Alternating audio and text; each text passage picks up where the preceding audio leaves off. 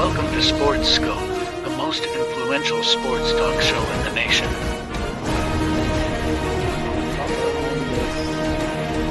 What is today, the 19th? Stay tuned for updates and great sports content.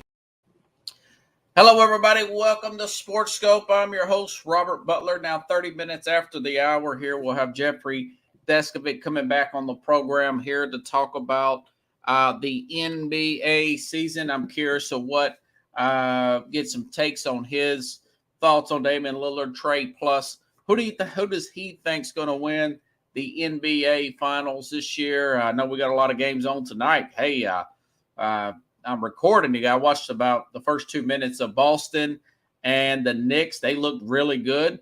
Really good debut night here in the New York City area. And looks like Mad Dog Russo, Mike the Mad Dog here, is not going to retire. He said that if the Devil Rays were going to win, that he was going to retire. I'll play that a little bit later. Brock Purdy's in concussion protocol. I'll touch on that story after the break. But first, let's go ahead and get our first and only break out of the way. And I'll be back here in 49 seconds here on Sports Scope. Hello, Sports Scope followers. The program has seen tremendous growth since going 5 days a week. I just wanted to thank everybody for your cash contributions and sharing the program with friends and families. Just a reminder, if you want to contribute to the program, go to the Cash App, the cash sign, and Sports Scope. There are other ways to contribute to the program listed at the bottom of the screen. If you want to advertise on the program, go to sports, that is sports with an S, another S, scope, SKOPE, at gmail.com, just like it's listed at the bottom of the screen. Thank you and enjoy the program. Alrighty then, I'm back here live. I'm trying to see if I can play this soundbite for you folks. Listen to Chris Russo, Mad Dog, if Arizona wins Game 7. I'll try it one more time. I would not be stunned if they won tonight. I've been wrong in Arizona from day one. I'm stunned to beat Milwaukee. I thought they'd get swept by the Dodgers. I never thought they'd even go back to Philly for a Game 6. I'll try it one more time. I would not be stunned if they won tonight. I would be floored. And I'll say this right now. I'll say this right now. And Bob Raceman, write it down.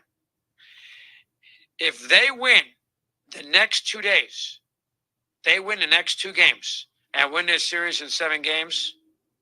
If they win, I will retire on the spot. I've been wrong in Arizona.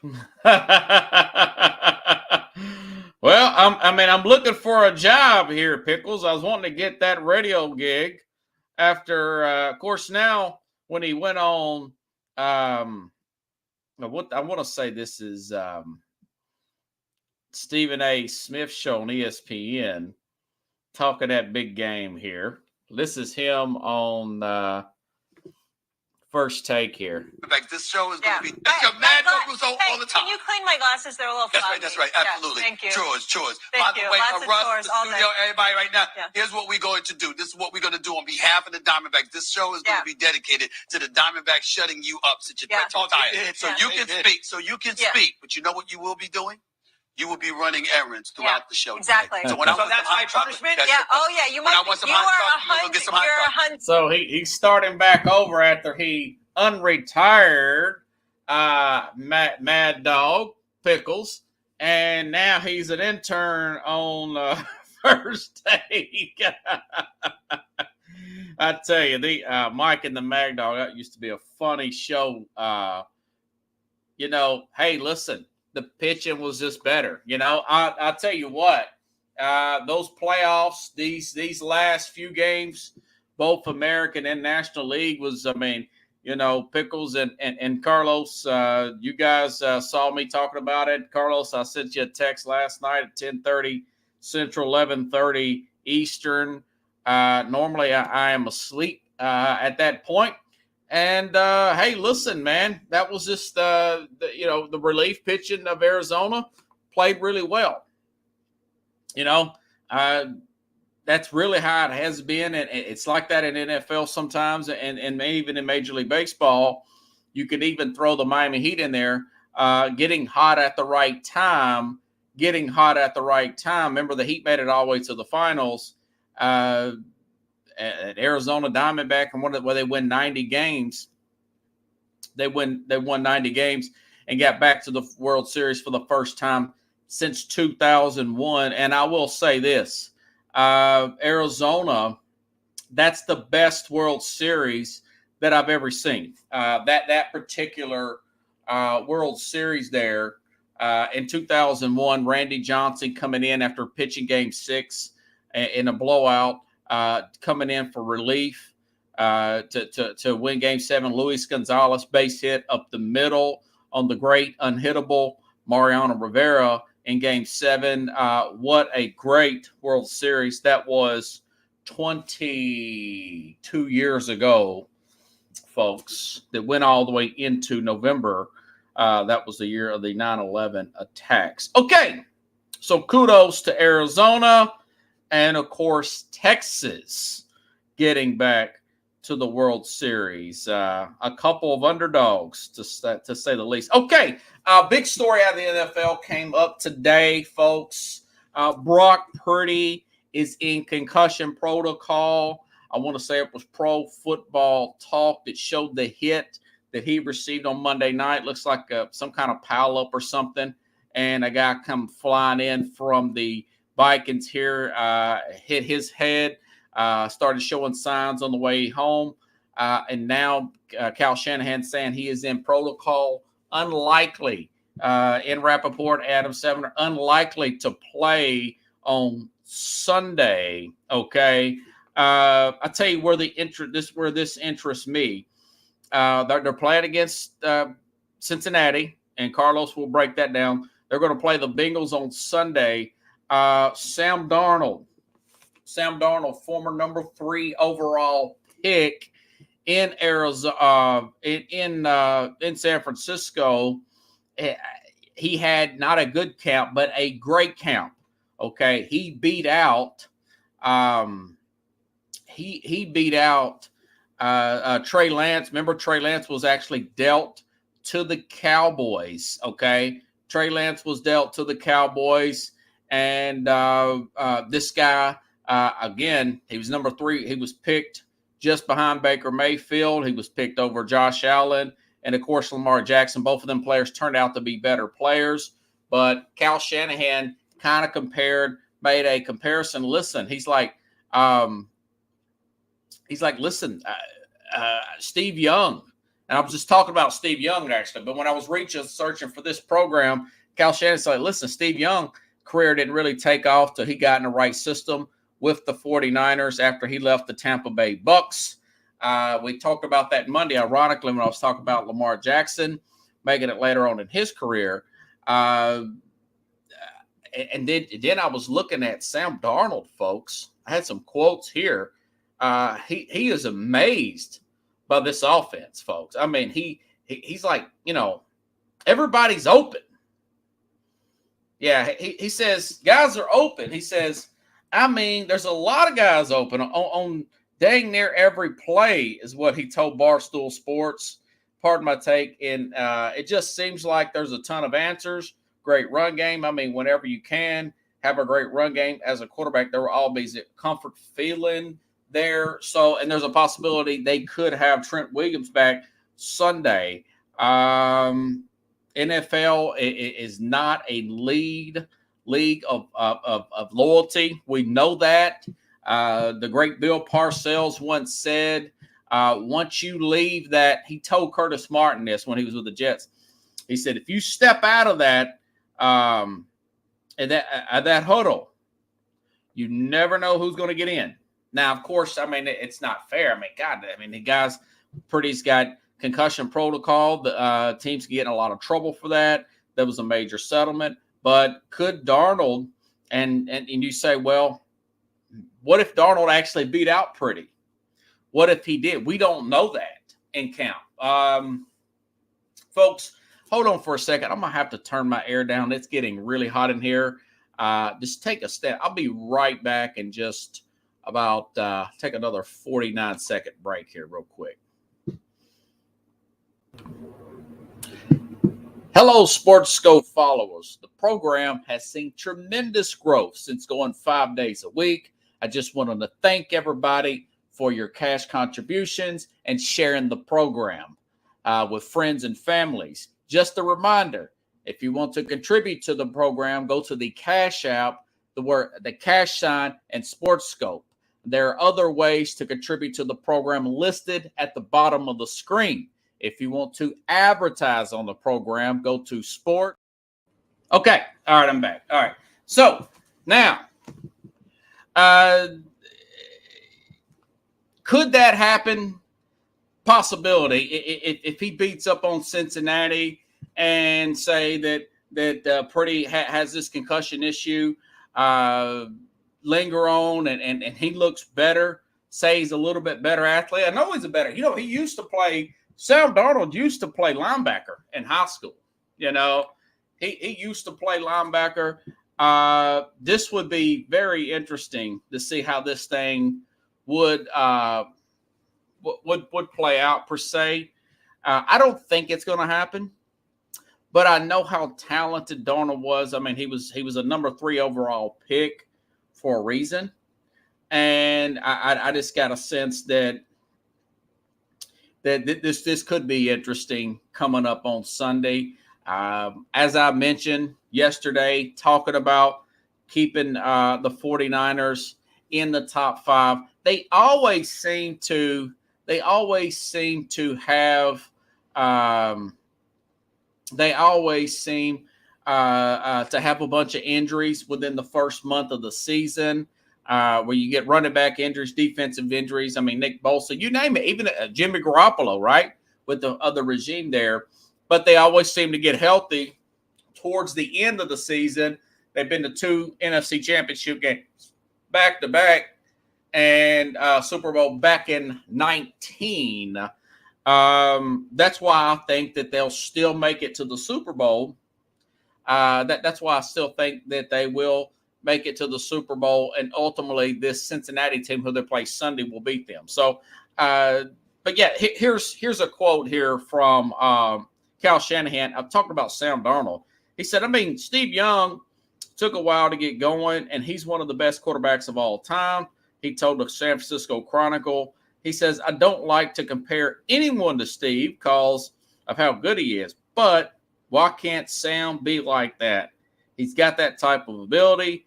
He is that type of person, and I'm just pumped that we get a talented guy like him.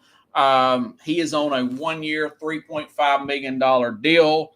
Obviously, if you're a 49er fan, you want Purdy to continue to play well and beat him out because Purdy is on a second year of a rookie deal where he was the very last pick in the draft, and not this past April, but the April before that. So he's only in year 2. You're paying him peanuts. If you brought in Darnold, I guess you could offer Darnold a modest contract. He's making like $3.5 to $4 million with incentives. If you could talk him into taking that for a couple more years, I doubt it. The 49ers can keep all this great roster together. So it's going to be interesting to see. A lot of people's thinking this won't come to fruition, but listen, hey, the guy's a very talented player. Let's see how it plays out. Carlos, he says, talking about the 0-1 Yankees World Series with the Diamondbacks, says, I was at Old Charlie's trying to get a winner's dinner, and the Yankees blew it. He said it ruined my dinner. I actually went to bed that night. It was going in late. As soon as Rivera came in, I thought it was over with. I want to say I was really pulling for the Diamondbacks. Hated the Yankees then, really hated the Yankees. And, of course, we know what happened. The great Luis Gonzalez with that base hit, one of the greatest endings of a World Series ever. So, anyways, all right. Carlos says, come on, man. This guy was wishful thinking for the Jets. Well, it's all about system, though, man. You gotta wonder what type of system that a player is in, Carlos. So I would disagree with you on that one. Okay. A little bit of college football stuff before Jeffrey comes on here, folks. The NCAA and Michigan investigate seems pretty. This thing with Michigan seems to be pretty wide open. We talked about it last week, where supposedly a staffer now has went to many Big Ten games with his cell phone. They're still trying to find out whether or not that the organization that Jim Harbaugh, one of his other assistants, paid this staffer to film practices to steal signals on the sideline of many Big Ten games. No word if he's paid the staff. Deion Sanders was asked about it earlier this week, and he said essentially, listen, you can send the whole playbook to people and when they're going to run the play and how they're going to run the play. He says in college and pro, particularly in college, Sanders says that that we knew or the NFL. He's like, yeah, we knew Emmett was going to get the ball. We knew it was going to be a comeback route to Michael Irvin, and we still couldn't stop it. Jay Novacek would get it across the middle. He said now in baseball, totally different story. I would love to know when you're going to throw that curveball rather than off steep pitch. Remember, Deion played in the Major League Baseball, and he played in the NFL. I thought that was an interesting way to look at it. And quite frankly, yeah, teams do know what you're going to do, particularly in the college game. I've had Al Borges on my program here many of times, former college offensive coordinator. He says, listen, we just run the same plays. We just do them out of different formations. They know we're doing it, and the opposition simply cannot stop it. So could the cover-up be worse than the actual crime itself? It looks bad. It won't come to fruition this year as far as any penalties from what I'm reading about this as this story continues to develop. But I'll say this. If they go on and win the national championship or get to the national championship game, I had Alabama, who I'm about to talk about here in a minute, beating Michigan in the national championship. Or maybe Michigan does win the whole thing. They look great. You know, they beat the crap out of Michigan State last week. They still got to play Ohio State here at the end of the year, who's still undefeated.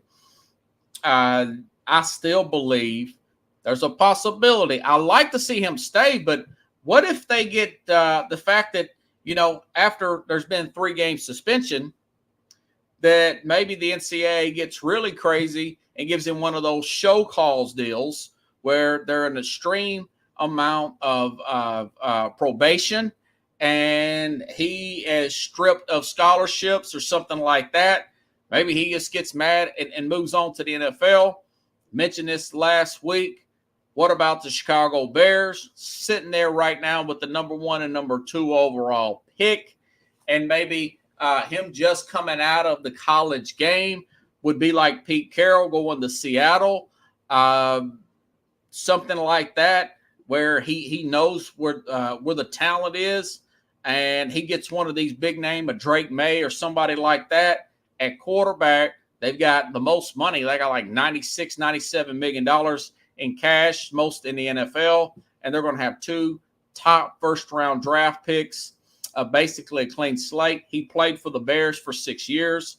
Would he want to do that or stay in college? If they gave him a really harsh penalty, because it's like the second offense within a year, I could see him doing that. If they gave him one of those really strict Bruce Pearl-like show causes where the University of Tennessee simply fired their basketball coach. And trust me, out of Nashville, they did not want to fire Bruce Pearl in Knoxville. Carlos went to University of Tennessee. You know they didn't want to fire him. I know they didn't want to fire him. I followed them. But if something like that happened, I can see that coming to fruition. Carlos says I'm not going to NFL for Drake May.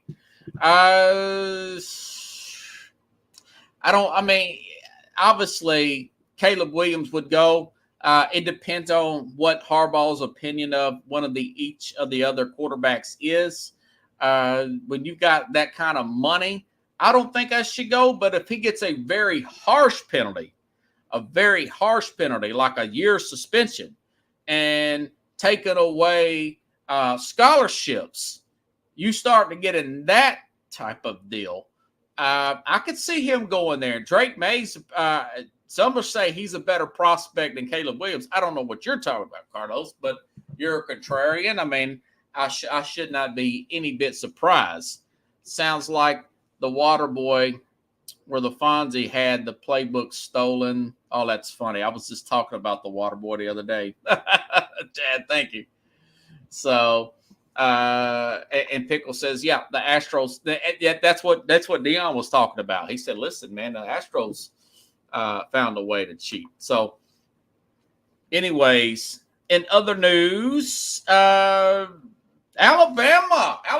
back on top here. Now, they're up to number 8 in the AP. Really good win over Tennessee. I picked that one. Carlos picked Tennessee.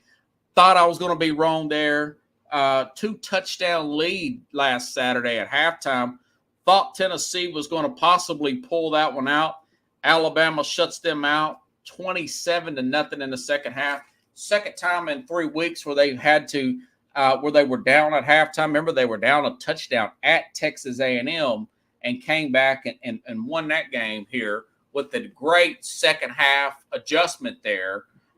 Same thing here. Outscored Tennessee 27-0. Very impressive win with Jalen Monroe. I actually wrote this team off after they played the USF game and that low-scoring game after the loss to Texas.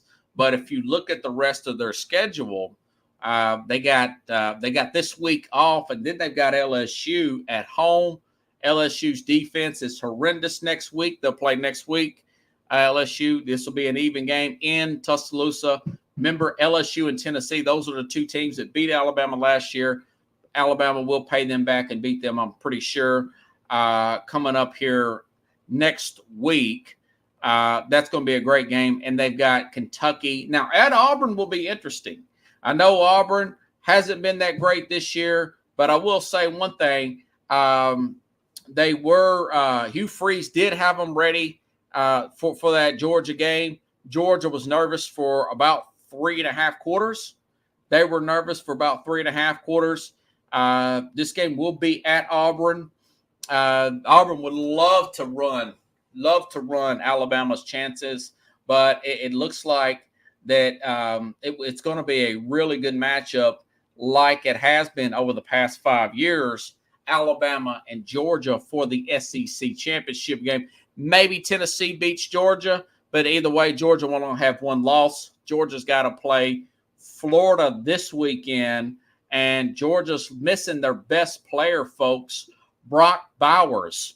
All-world tight end is going to be out for several weeks here. Florida may give them a game. That's a 14.5-point spread there. Graham Mertz is playing much better there for Florida. They have rebounded nicely from that Kentucky loss here in Florida here. I'm just curious. I want to say that was like an 8-point game. That was a pretty close game to the very end last year. And, of course, Georgia pulled away, national championship team. That's going to be an interesting game. It used to be called the world's largest cocktail party, played out in Jacksonville. I'm not a fan of that. I think that Florida, Georgia should be one game in Gainesville, one game in Athens, personally. But it's going to be interesting to see how that plays out. Again, like I said, Tennessee plays Georgia in November. Now that Tennessee's lost to Alabama, that kind of loses its fizzle. But Tennessee fans would love to get a shot to knock out Georgia. Tennessee's got to play Kentucky this week. And I've got a friend of mine, big Kentucky fan. Kentucky coming off their bye week. Tennessee better be careful. They need to stop that Ray Davis there. But either way, it looks like Alabama's in good shape. I don't know if they're the best team in the country. Looks like Michigan may be, but Michigan hasn't played anybody. That was an impressive win by Ohio State, even though I pounded Penn State in that god-awful game plan that James Franklin did. That was one of the worst I've ever seen. Maybe he's ran his course at Penn State with a game plan like that. That was horrible. I could not believe he had that conservative a game plan against Ohio State. But Ohio State did win that game. They did beat Notre Dame at Notre Dame. They deserve to be number 3 team in the country, considering the resume of the 2 teams that they have beaten. That was 2 big wins there for them. Now, of course, they got to play Michigan later on Thanksgiving weekend, folks. So penalty couldn't be no playoffs for Michigan. Yeah, that would be interesting.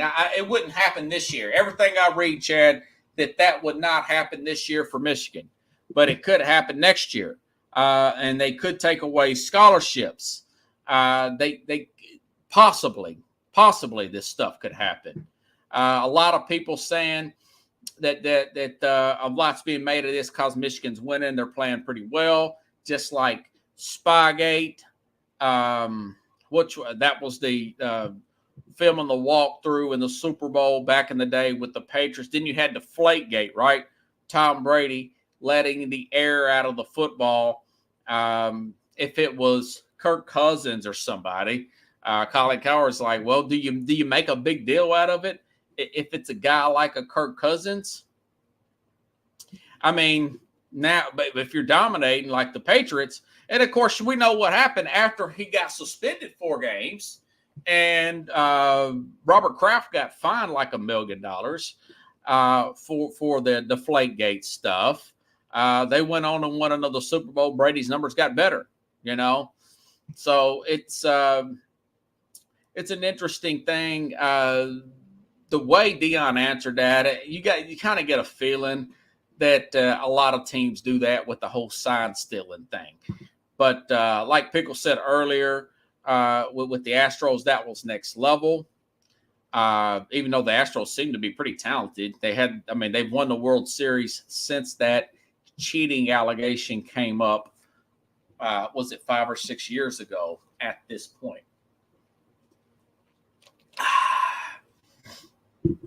But, like I said, a lot of good college games coming up this week. A lot of good ones coming up. And, of course, USC lost again. Total fraud there. Looks like Jeffrey is trying to come up here. It says his devices are not connected. I'm going to wait on him to get his device squared away. And when we do, I'll bring him up here and ask him what his deal is. Let's see if he's trying to. Okay. Oh, he's trying again. He's going to log off, and then he'll probably log back in. Pickle says Alex Cora should have been banned for life. Yeah, I think that was, they had like devices and stuff with the Astros. I'm surprised that a bigger hammer didn't get laid down on that particular squad then. I hope Jeffrey can come up here. He was trying to log out. Sometimes guys do that. You get connection issues. You log out and then you log back in. And Caleb Williams was done once he got those NIL deals. Caleb Williams, guys, he is on 3 national commercials. Taco Bell, Dr. Pepper, Wendy's, and the guy hasn't played a down yet in the NFL. There he is. Man, got a nice background here. Jeffrey Descovich, everybody. Good to see you, man. Hey, how you doing, Robert? How are you? Great to be back on the Sports Scope. Oh my God. Hey, man, I like it. Got the green screen back there.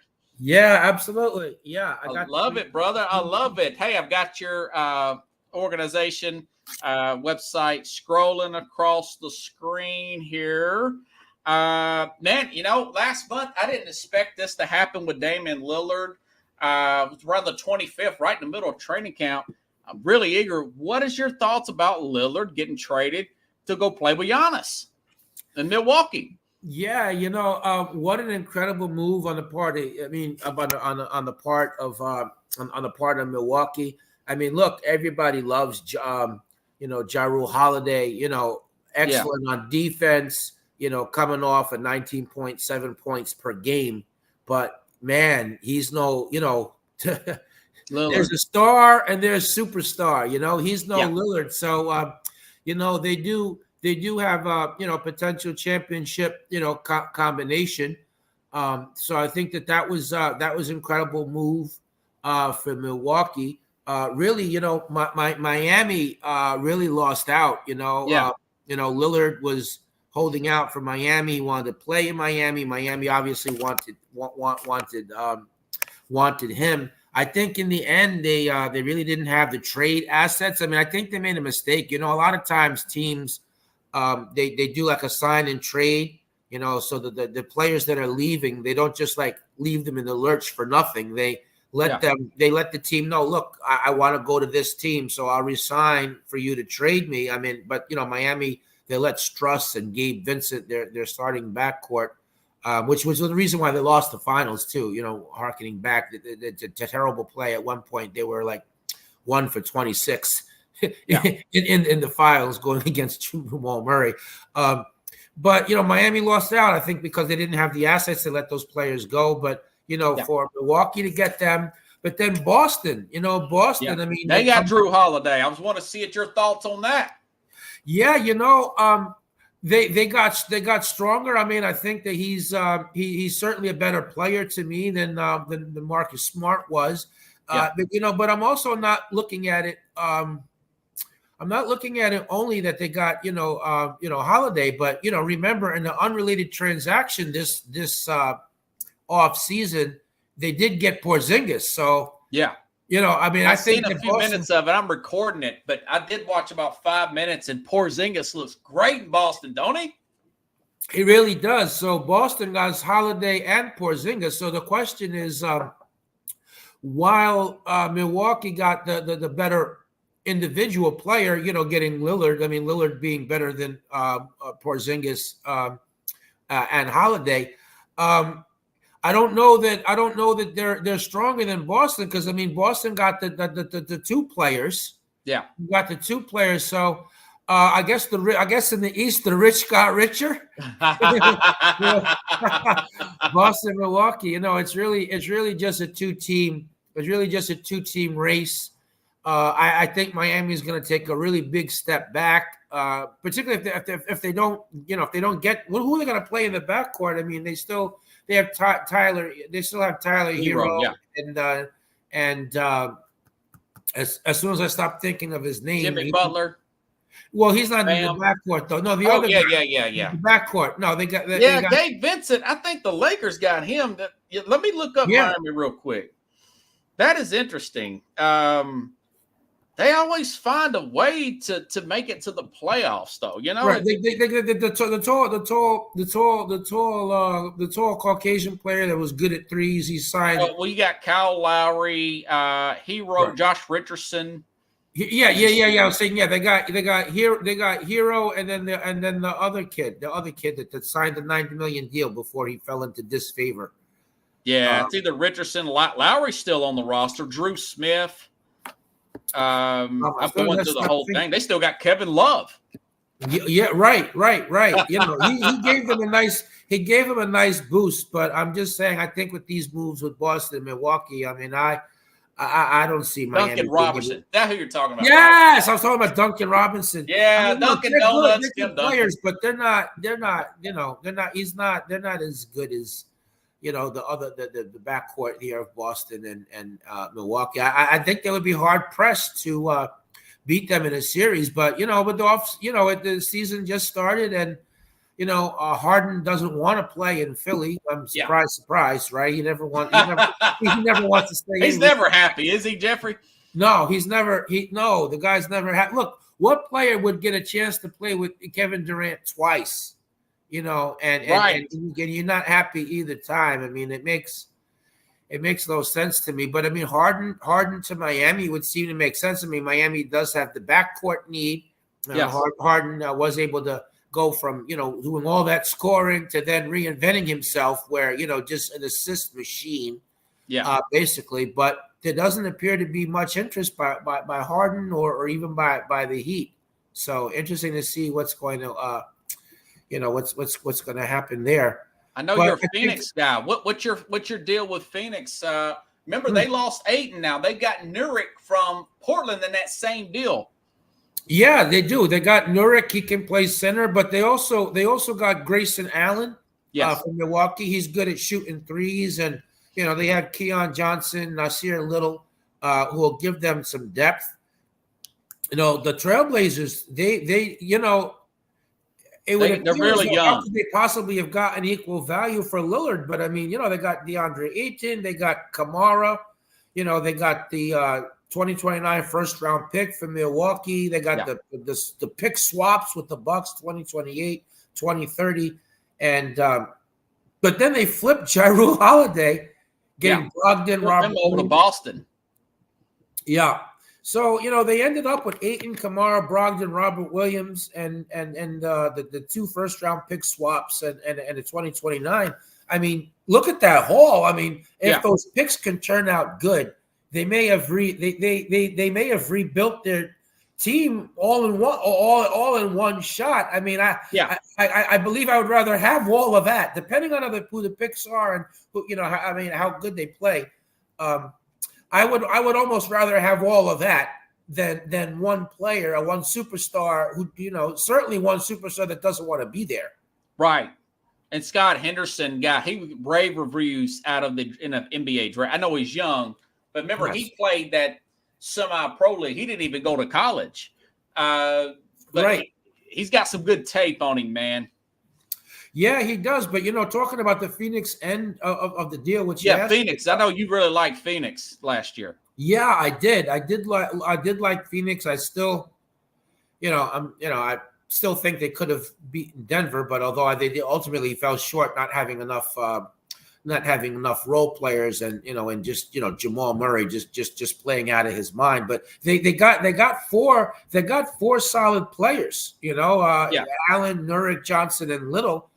So that might have been the role players that they needed. I mean, that was their main problem, is they had the stars, the 3 stars there, but they didn't have enough to go around. I mean, to me, Bradley Beal is an upgrade over Chris Paul, although that's going to be dependent upon. Look, Beal is hurt again, right? I mean, it's just he's got a hurt destination on his.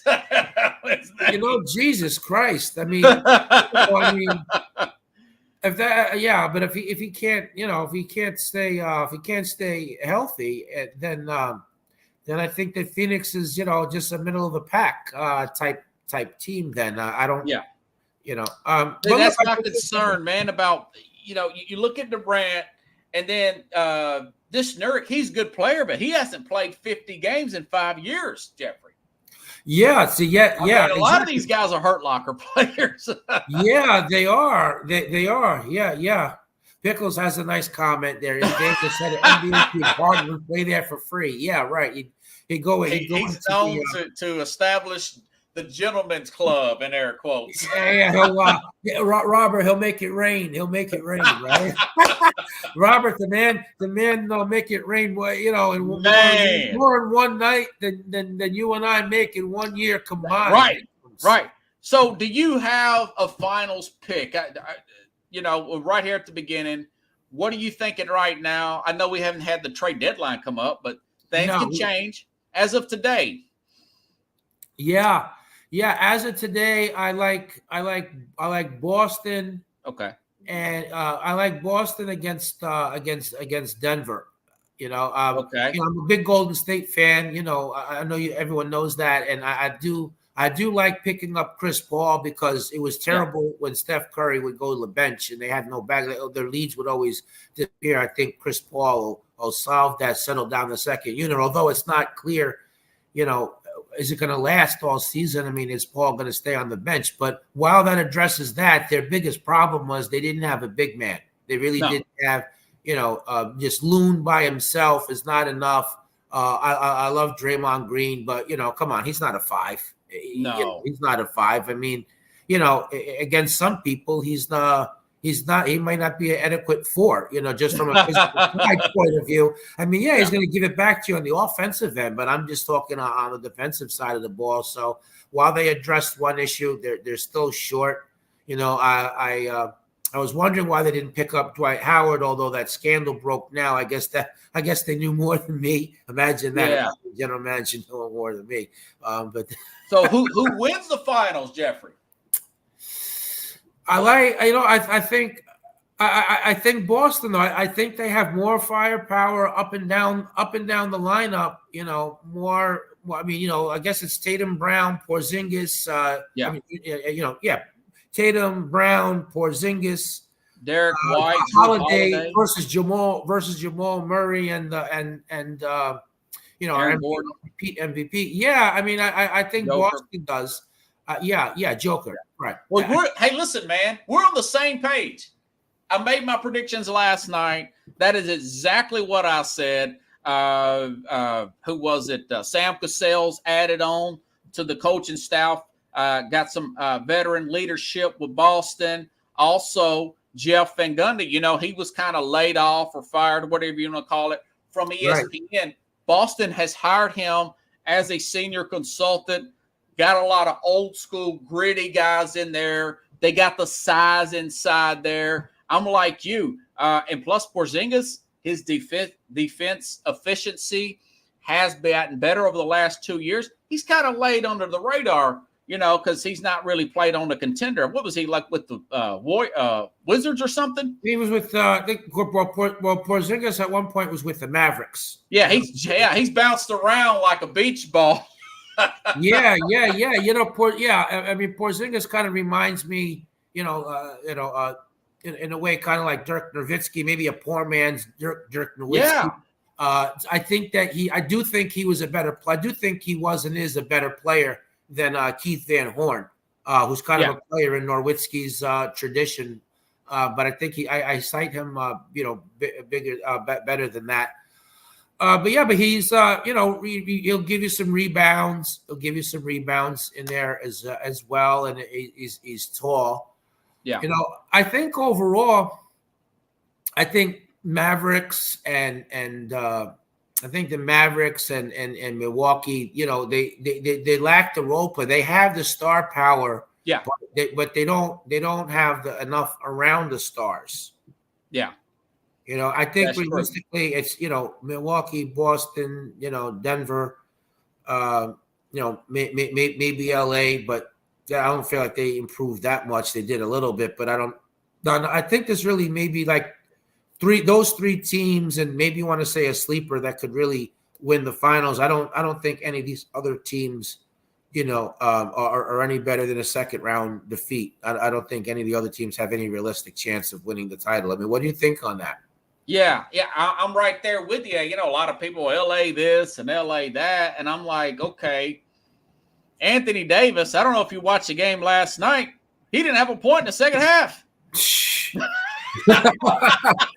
Yeah, your best player doesn't have a point in the second half. It's, I do like what they did with LeBron, though, cutting his minutes down to about 28, 29 minutes there. I like Hochi, a black guy, got a Japanese name. I know who you mean. Yeah. I know who you mean. Love that guy. Yeah, I love that guy too. But they just don't have enough, man. The West is crazy competitive this year. Yeah, even more than last year. No.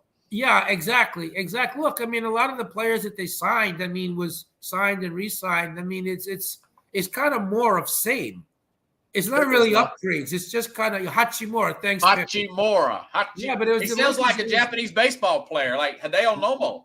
Yeah, exactly. I remember Hideo Nomo, but in terms of minutes per game, and I have a different opinion when it comes to load management. Yeah, You know, I mean, look, in the 80s and 90s when, you know, basketball was basketball. I mean, to quote the mailman, you know, if you can't bust it for 48 minutes, then you don't belong in this league. Right. Remember that quote where he yeah. You know, so he got on to the commissioner last night about it. Matter of fact, I talked about this a couple of weeks ago.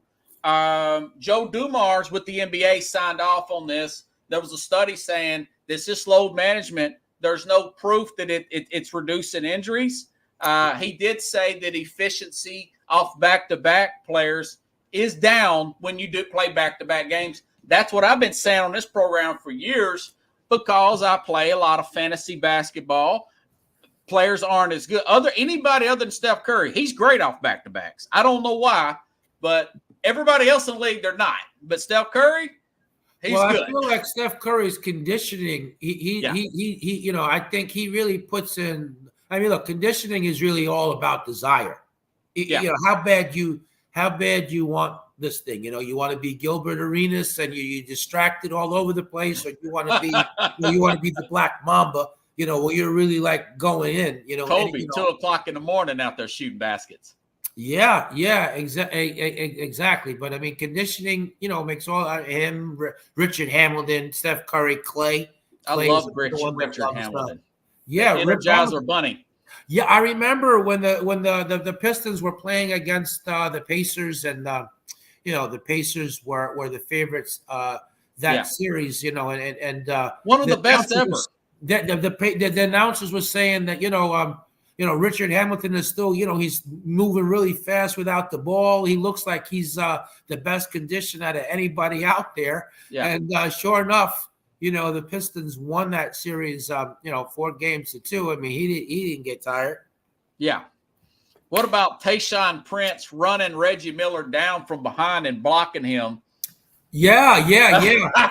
Yeah, I remember that. Listen, I don't feel like, Tayshaun Prince gets enough credit. I mean, but just being, you know, defensive stalwart and extremely underrated on offense. I mean, I think that he was a really, really good small forward, man.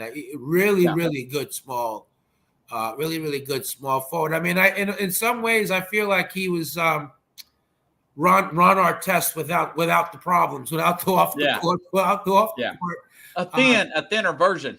Yeah, definitely a thinner version. But in terms of, well, that's another thing. I mean, another usage of term. You're talking about load management, but this so-called quote unquote, two-way player. I don't know what that's about. Yeah, but in our day, it was just you play defense. You got to play defense. You play both sides of the ball. You play defense. You play offense. Now, do you think Kawhi Leonard, speaking of great two-way, he says, listen, I've always got to guard the best man on the other team. We talking about people being healthy. What if Kawhi Leonard stays healthy? What if Paul George is healthy? I mean, the West is very competitive, but he's never healthy in the playoffs. But they're tough to beat, man. If they're healthy. Yeah, exactly. They're never healthy. I mean, I do feel, I feel like, they could have I'm trying to remember who the Clippers who they played against. It was might have been Utah maybe or Phoenix last year.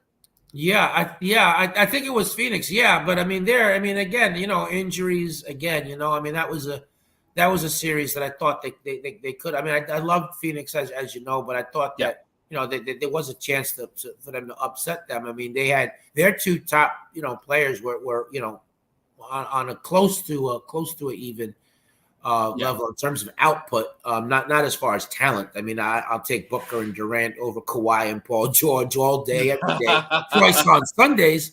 But in terms of the output and the raw numbers, they certainly were capable of matching them. But then, but then there was the injury, and Paul George, didn't play. So, but I mean, all these players that having these injuries. I mean, I don't think it's because of. I'm not quite sure why it is. I don't think it's because of players playing too many minutes, but. But again, going back to 80s and 90s, I mean, if you didn't play defense, you couldn't get on the floor. You remember Harold Miner? Baby Jordan. came in the league, drafted by the Miami Heat, got that nickname, and he couldn't get on the floor. He could barely get on the floor with Miami. Why? Because he didn't play defense. Yeah. So why did you pick Denver over Phoenix? Are you concerned about the age of Phoenix as well and injuries? Yes, I'm concerned about the age, and I'm concerned with their injury propensity, and you know, so that's the main reason why. Yeah, same thing with Milwaukee. You know, Brook Lopez is 35. Yeah, he's getting Lillard. I love Dame, but he's 33 himself, and you know you're starting to get a little long in the tooth. You got Middleton; he's post 30 as well.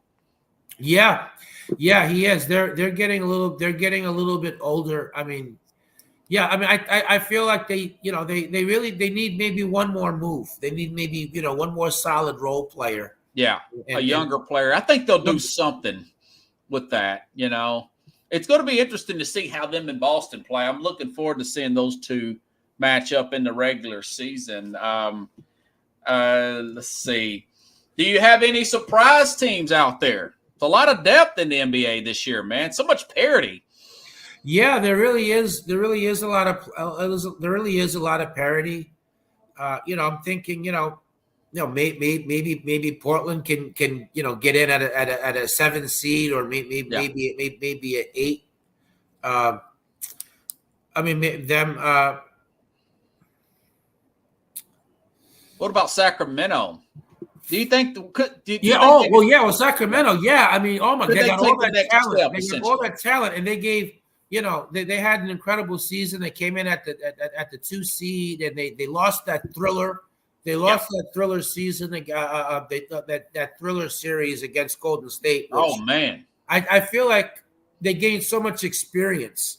Yeah, in that series, they could be a surprise team. In fact, I even like them as a. I think between them and Portland, I do like Sacramento, better in terms of, maybe they're being able to go a lot further, than what Portland does. But I still want to see where James Harden goes. I still want to see, is Philly going to get rid of Joel Embiid? Yes. Yeah, you're a Knicks guy, right? You like the Knicks? Yeah, I like the Knicks. What do you think? Yeah, listen, I mean, it was a lot. It was going to be R.J. Barrett, Julius Randle, a couple of other players and some picks. I mean, but, the thing is, I mean, on one hand, for the team trading a superstar, getting a big package back, it certainly facilitates you reloading. So it's good for them. But on the other hand, if you're going to get a superstar player, then, as long as you can I don't mind giving up a lot more because, you still could get guys off of waivers. You still, you still could get some of the other talent to fill it out. Yeah. So it would be great if the Knicks could, because I mean, I'm really kind of down on Julius Randle. Yeah, you and everybody else. Hey, now, do you think Embiid will work with Thibodeau? Because Thibodeau likes to push you pretty hard. Yeah, I do. I like Embiid's. I do like his work ethic. Okay. I do like his work ethic. I do think he's not afraid to really put in, a lot of hard work. And one thing I do like, an intangible that I like is, at least as far as I can tell. I mean, at least when you deal with the media, he kind of calls it like he sees it. I mean, he said, "Look, me and James can't do it all." and then even I love his personality, man. Yeah, and then even 2 years ago when they got eliminated in the second round, he even, I mean, he didn't mind. He didn't mind, with his straightforward comments, even zinging Harden. I mean, he said, "Look, the James Harden, you guys, are thinking about, from Houston putting 30 and 40 points per game, and that's not the James Harden." I love it when he said that. Yeah. Yeah, that's not the James Harden that it is now. Yeah, right. So, I mean, he has a really good basketball IQ. I mean, who with a high basketball IQ, can't respect, can't work with Thibodeau? Yeah. Yeah, that would be interesting. So what are you working on now, man? I've got your foundation there. Anything going on with you? Yeah. So first and foremost, the compensation bill pushing in Pennsylvania, again, noting that Pennsylvania, one of 12 states that does not compensate exonerees. So if you've been wrongfully imprisoned and been there, and then your innocence is proven, they don't, you would think instinctively you're entitled to some compensation. Yeah. They don't compensate, but we've got a bill introduced both in the House and the Senate. We've been building support for that. So we're working on that. We did pass a bill legislatively in New York, the Challenging Wrongful Convictions Act, which would provide attorneys for defendants that can't afford to hire lawyers. They don't give you a lawyer when it comes to like a post-conviction proceeding. Mm-hmm. So the bill would do that, and it would require courts to consider evidence, even if someone has pled guilty. I mean, the way the law is now, if someone has pled guilty, and then say you got a terrible lawyer. Yeah. You plead guilty because you see which way this thing is going, and so you make you take a plea and you try to secure your future. That way you get significantly less time. And then subsequent to that, you get a good attorney, good investigator. That lawyer finds some evidence of your innocence.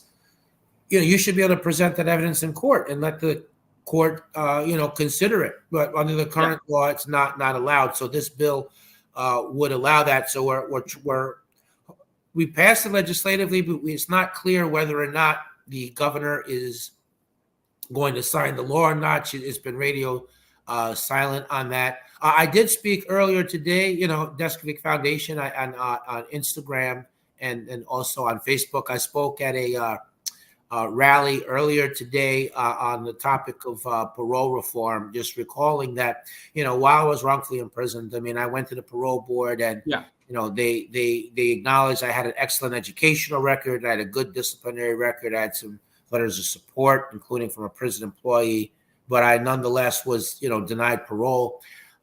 Just referenced nature of the crime. And I saw many people there that, had bachelor's degrees, therapeutic programs, vocational trades, good disciplinary. You could tell they weren't the same person that they were, 10, 15, 20, 25 years ago. And yet they would go to the parole board and, be denied parole. So the bill we're trying to pass, it would require the parole board to cite one additional reason other than, what the nature of the crime was. I mean, that was already known on day one, right? Before the first day was served. And, to deny deserving applicants parole based only on what the crime is, that's like a complete abandonment of any idea of redemption, of a second chance, of belief in rehabilitation. Is demotivating for the prisoner. So we're trying to get that bill passed, and elder parole, which is a proposition that says if you're 55, and by the way, if you're in prison at 55, then per the Department of Corrections standards, you're elderly.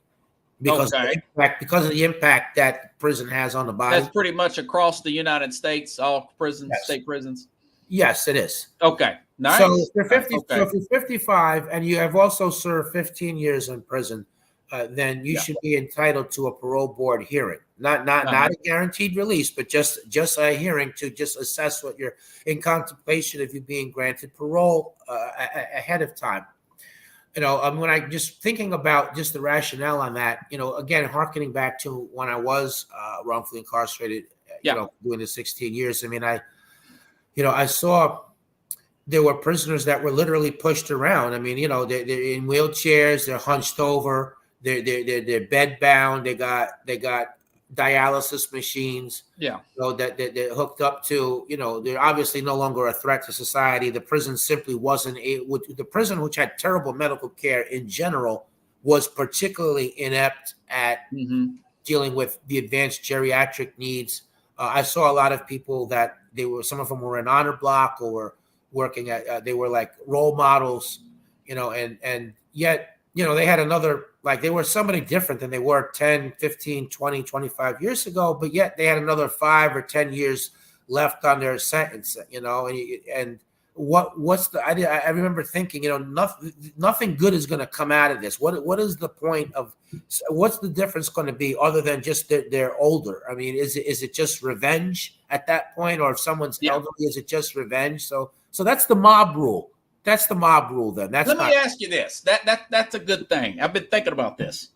I saw on TV the other day that cop, and I'm not defending anything that Derek Chauvin done, but it came out the autopsy there was a fentanyl overdose that killed George Floyd. Okay. And this guy was a second-degree murder conviction on that. Do you think something will happen in that case? No, because there's too strong a public sentiment. No, there you go. By what's right. By what's right. By what's right and legally, factually, legally, something should happen. I mean, if there's a fentanyl, then look, I'm not, like you said, I'm not saying he should escape culpability. Right. But certainly, at a minimum, he should get a new trial in order to present the fentanyl defense. I mean, that's a strong mitigator. I think that his actions certainly facilitated things, but maybe that's a manslaughter conviction, not murder, which would bring a lesser of a sentence. But I think that there's such a strong public sentiment. I mean, he's really a hated defendant, and while that really shouldn't matter, the unfortunate reality is, public sentiment often does sway what goes on in the court. Right. So I think certainly an effort should still be made. Right, you said the mob rule. I mean, we don't. Mob rule. Justice is supposed to be blind, right? Yeah, but sometimes it acts like it's blind, as in it doesn't. It can't see the right thing to do. It can't quite seem to find the right path. I mean, look, I was convicted, even though the DNA didn't match me, and then they wouldn't allow me to. They upheld that, and also wouldn't allow me to get further testing. And when I finally was given the testing, then but Pickles makes a nice point here. Yeah. High profile defendants never get a reasonable break. Right. And we're not even really talking about a break though either. Given what you mentioned, I mean, look, certainly the cause of death is extremely relevant in a murder case. How could it not be? How could it not be relevant? But high profile defendants, often don't get fair trials either. And I do think that cops getting away with all this brutality and unjustifiable deadly police force, getting caught on tape and getting away with it, that's happened so many times. The other way, that there's the instinct, that this has got to be a guilty verdict this time before you even really assess the facts and the law in the particular matter. So, I think that there was a little bit of that at play. And again, I'm not saying he should definitely pay a stiff penalty for sure. Yeah. Well, he's been in prison 3 years. Yeah, I know, but that's not a lot of time considering he kept his for manslaughter. Right. Yeah. No. I mean, he had his knee on the neck. There's no way you can justify doing that. Yeah. But again, if there's fentanyl at play, then there's fentanyl at play. You can't pretend that it's not. So working on those things, nice article came out in the Journal News, which is a daily newspaper in Westchester County, New York, and in Rockland, which is our suburbs. Case we're working on, Amir Zeta. We just filed post-conviction motion, and we have a lot of new evidence that wasn't known, wasn't considered before, found some witnesses that had been withheld from the defense. And, the cops had lied on the stand in his trial, and they claimed that. So there was a shop owner that had his own legal problems, and he claimed that he sold a knife to the defendant. And that's the only thing tying the knife to the defendant. Oh, man. And the officers were asked on the stand, well, did you go to the Bronx Terminal Market to make sure that this knife actually was sold at this store? And the cop claimed no. But we've discovered since then that he did go there and check it out, and he found out that type of knife was not sold there. So, so there's that evidence. And, there were some other witnesses who were near where this crime was supposed to have happened that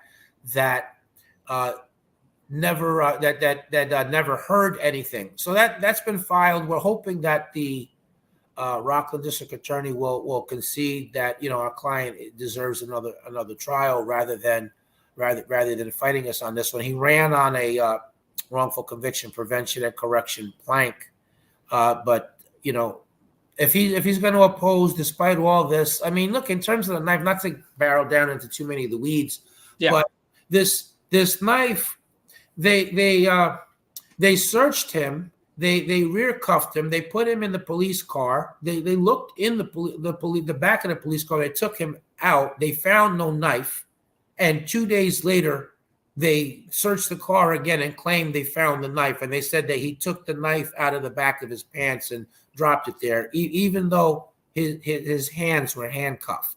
Oh, wow. So it doesn't make any sense. Then when you think about, where the knife origin and the informant, and then he had, his story, our client claims, and we believe that if he saw the victim injured, he went over there to assist, and that's when the cops came. They're trying to say he was on top of he was on top of her, but there's no blood. There's no blood spatter. There's no blood spatter. If you stab somebody, you're going to get blood spatter, right? I mean, on a common sense level, but there's not. Yeah, so a lot of good has come out of these horrible cases where police are over the top and making stuff up. Not just the police cameras. I'm watching videos over the last 2 years since the George Floyd stuff happened, where you'll see one cop get out of control and start assaulting the person, just hitting them for no reason, and the other cops pulling that person off. I saw more than one video. They're starting to realize, hey, look, you got to be accountable too, Right, and remember, it's a higher standard, right? 100% it should be a higher standard. And look, that's why I think it was a great thing that each and every one of those cops got that just stood by and watched Chauvin do what he did. They all got arrested. They all wound up with prison time. And so I think that, what we're talking about now, I think that there is more of that awareness. And then that's what we need. We need accountability. And if you're going to be a cop and you're going after the robber, but your fellow officers are breaking the law, they just cross the. You can't stand by and watch or provide cover or deter other people from helping, and you just let somebody just run wild. I mean, that's supposed to be the opposite of what the badge and the badge and the gun and the uniform is supposed to be about. I mean, do we really want to fear the police? Do we want? Yeah. We need them. Trust me. I grew up in a bad neighborhood. You need them around, and it's a wild thing, man. I watch Live Patrol on Reels and with Dan Abrams, and it's kind of like Red Zone. They go from like one city to another, and it's kind of it's educational. It shows you how to deal with the police, and it gives you their point of view. It's a live police. It's like Cops Up. It's live interaction. It's really good stuff, though. But they used to have it on A&E. Now it's on Reels TV, which a lot of people don't have. But I think it's pretty educational, man. And I appreciate you coming on tonight.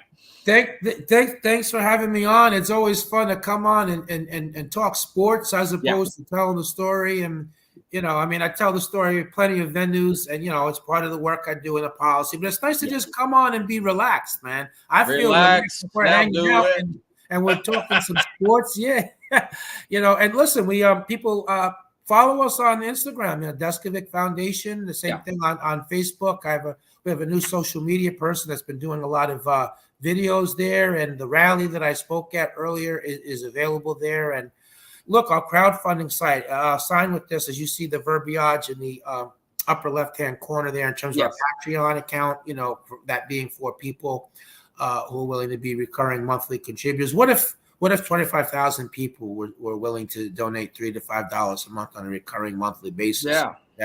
Give us close to $1 million. We could work on getting even more. Innocent people out of prison that don't belong there. So, look, thanks for sharing your platform. I had a lot of fun. Of course, man. And if you got an event about any sports stuff, you let me know. If there's a big trade, you know how to get a hold of me, buddy. Absolutely, I'll do that. It's just a matter of time. Something else is gonna listen. I have a feeling there's one or two more trades gonna go down in the NBA. Worthy of speaking about. Between now and the deadline, I would definitely say I think it's in late February, early March, something like that. Can't wait. Yeah, I can't either. So thanks again for having me. Hey, Pickles, thanks for all your timely comments. All right, Jeffrey. Thanks, man. Appreciate it, buddy. All right. Let's see. Everybody, I'll be back tomorrow, Thursday, to pick games against the spread on Thursday. We'll be talking about that and everything. Do some previewing and go over last week. And, of course, Friday, Carlos Mad New Yorker Chavez will be on the program as well. Have a good night, everybody. I'll see you tomorrow, same time, same place, here on Sports Scope.